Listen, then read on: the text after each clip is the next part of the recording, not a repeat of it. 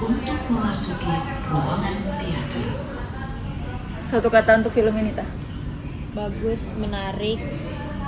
Banyak dong kasih kata. Banyak, woy.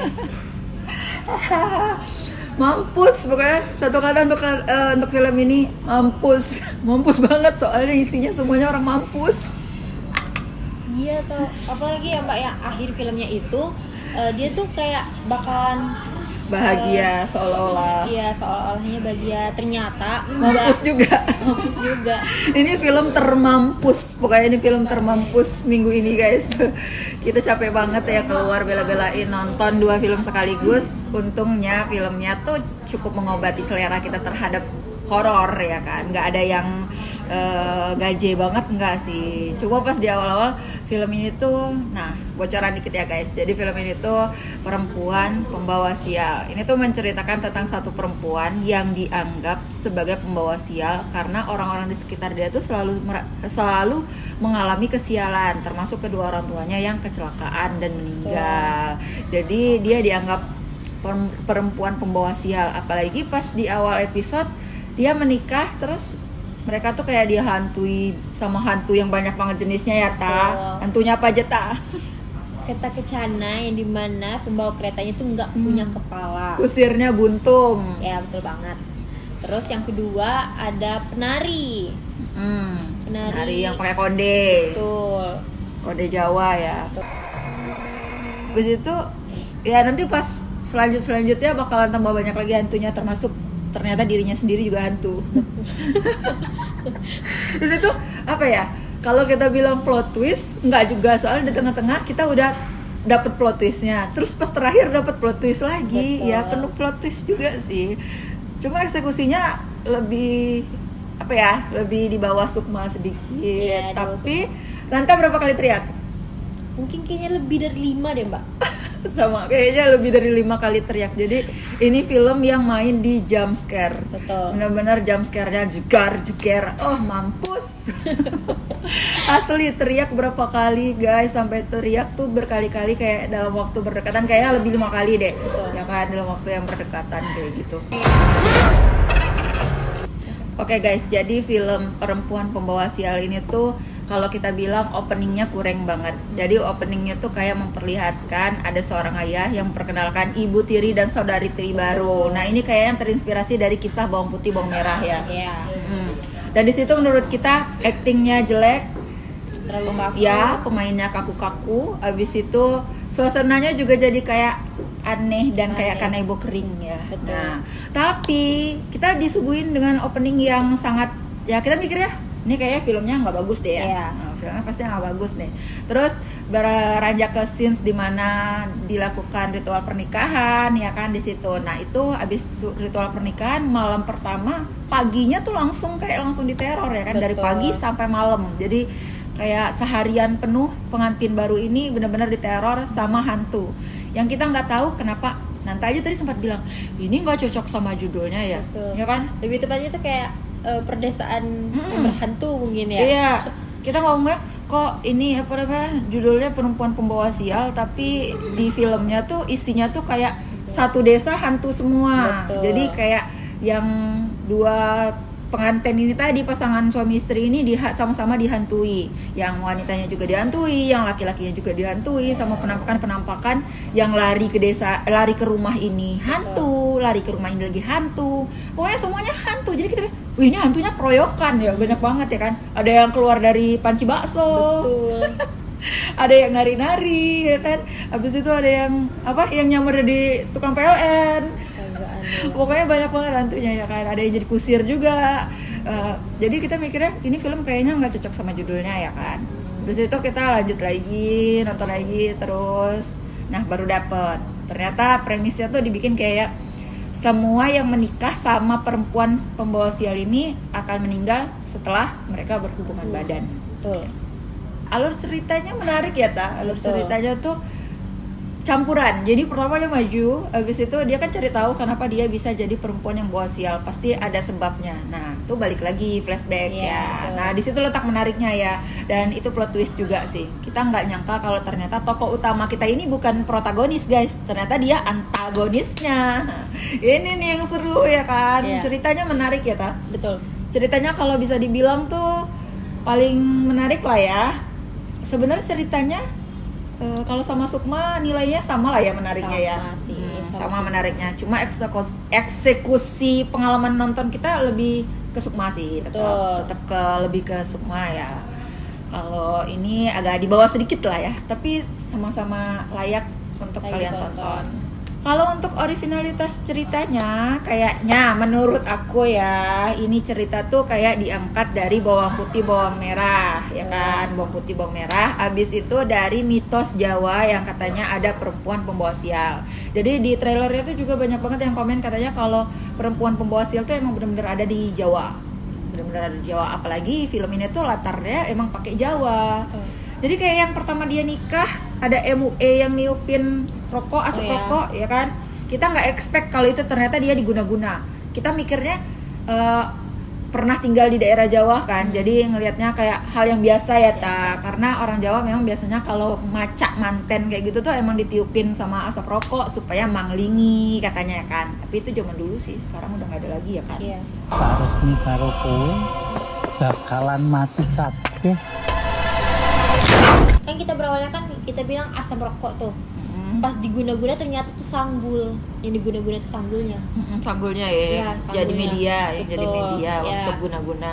Nah, juga tuh kayak dari si kakek yang guna-gunanya itu, dia tuh kan hidup sendiri ya.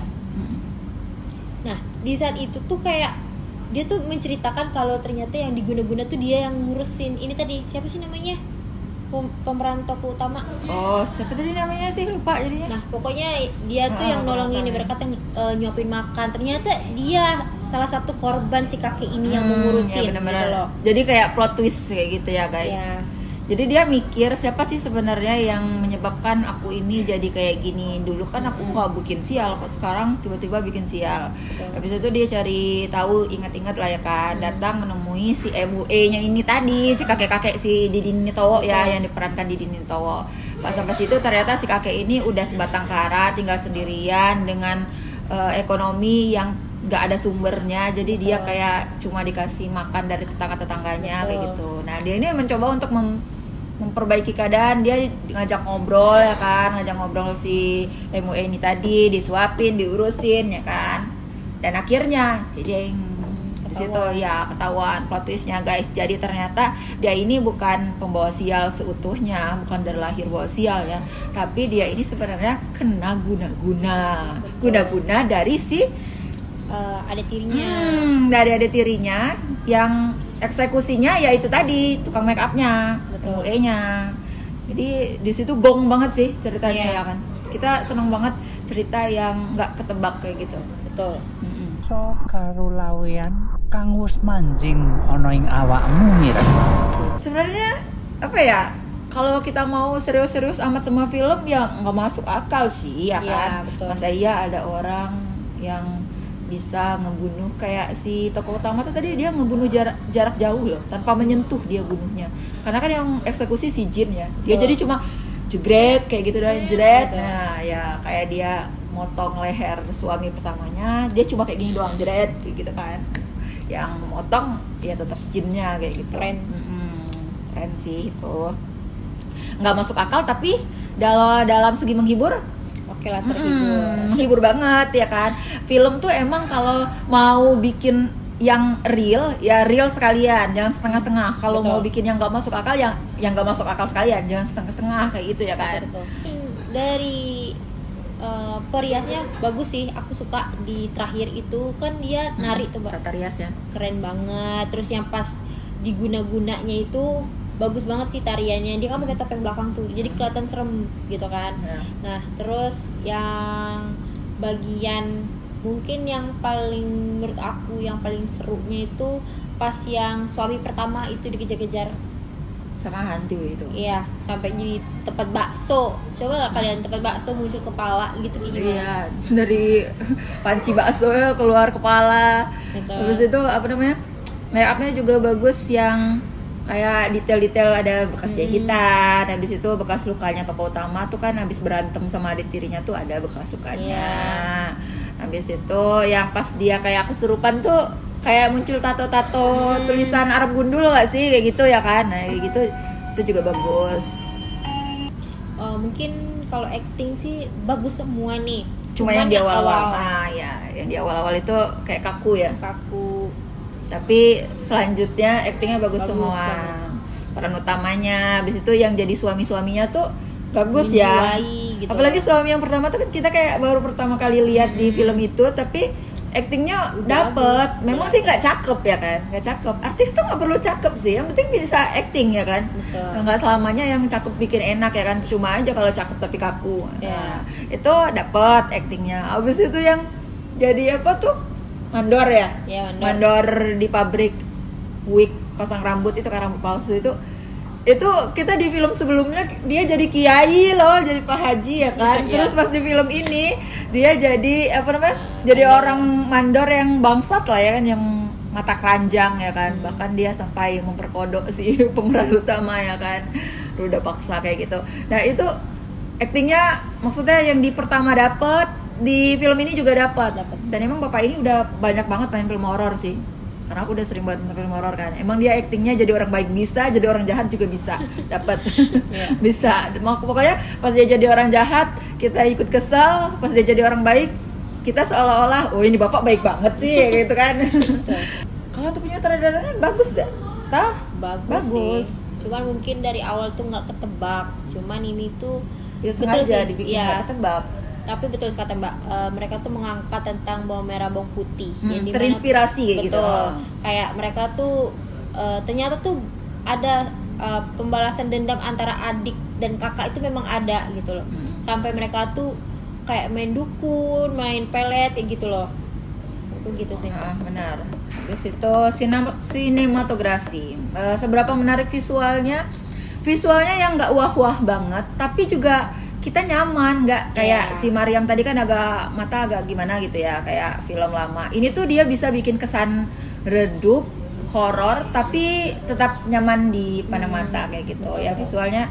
Tapi ada beberapa transisi yang smooth, bagus, kayak yang dia awal pas pernikahan pertama. Tapi ada juga transisi yang jelek, kayak Iya. langsung jelek kayak gitu ada juga sih. Jadi transisinya ada yang halus, ada juga yang enggak. Jadi dibilang jelek enggak, dibilang bagus juga enggak. Jadi masih ada kurangnya lah kayak gitu ya. Betul.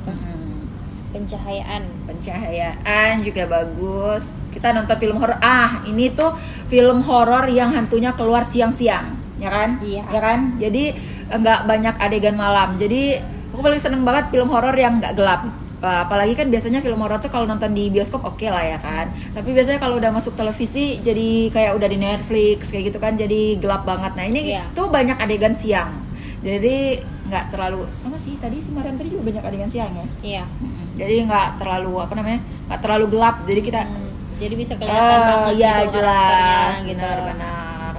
Jadi nikmat lah untuk dinikmati sebagai penonton ya kan. Komposisinya tuh yang kayak latar tempat itu emang bener-bener yang di pabrik, kayak bener-bener di pabrik. Terus yang rumah si tokoh utama yang ditinggal, rumah masa kecilnya itu kok bisa bener-bener dibikin kayak akar-akar, udah dipenuhin akar-akar. Itu ya bagus kan? sih. Kayak rumah yang bener-bener Udah udah nggak ditinggalin. ditempatin ya selama bertahun-tahun. Itu bagus sih kayak untuk setting latar dan tempatnya kayak Iya, gitu bagus. Musik dan sound Musiknya keren. Sound efeknya bagus juga, jump scare-nya bagus, tepat. Mungkin langkah kaki atau suara-suara pembantu kayak pintu ataupun yang lain itu bagus banget menurut aku. Menurut Mbak gimana? Kalau menurut aku sound effect-nya bagus, tapi lebay. Lebay bukan dalam artian jelek, tapi ya lebay itu maksudnya berlebihannya tuh yang benar-benar bikin ngagetin. Lebay kan artinya berlebihan ya kan. Jadi tapi lebaynya tuh bukan dalam hal negatif sih, lebih ke jadi kalau orang yang nggak suka jump scare jangan nonton. Ini tuh kaget terus loh sepanjang nonton tuh kayaknya berpuluh-puluh kali kaget ya kan, karena jeder-jeder banget sampai Kalau kemarin-kemarin kita nonton horor sampai teriak ya kan? Iya, betul. Kalau ini sampai kayak gitu, benar-benar sampai Mungkin teriak. malu kayaknya teman-teman kalau teriak. Kita udah berapa kali lo teriak? Udah berapa kali? Tapi tadi nggak juga nak. Itu kita kan teriak tuh ya. Pas yang ada bagian tadi tuh, yang depan kita juga teriak loh yang berdua Iya. itu. Jadi kayaknya semua orang bakalan kaget sih karena musiknya tuh emang bener-bener lebay, emang bener-bener zegreng banget guys. Jadi kalau nggak suka jump scare skip deh. Tapi kalau kalian suka horor yang jump scare, dah ini tuh cocok banget untuk kalian nonton. Dan kita suka ya. Betul. Oke, menurut Mbak, skor untuk film ini berapa? Skornya untuk film ini 8, sama deh kayak tadi. Kayaknya aku juga, aku 8/10. 8/10 iya, 8/10 Oke. kita. Dan ini tuh recommended untuk kalian guys. Ensemble-nya keren-keren. Of course my favorite dua, tentunya Eyang Didi, very subtle, very profound. Tapi my favorite Raihanun. I can feel Raihanun in that particular scene. Jadi keren.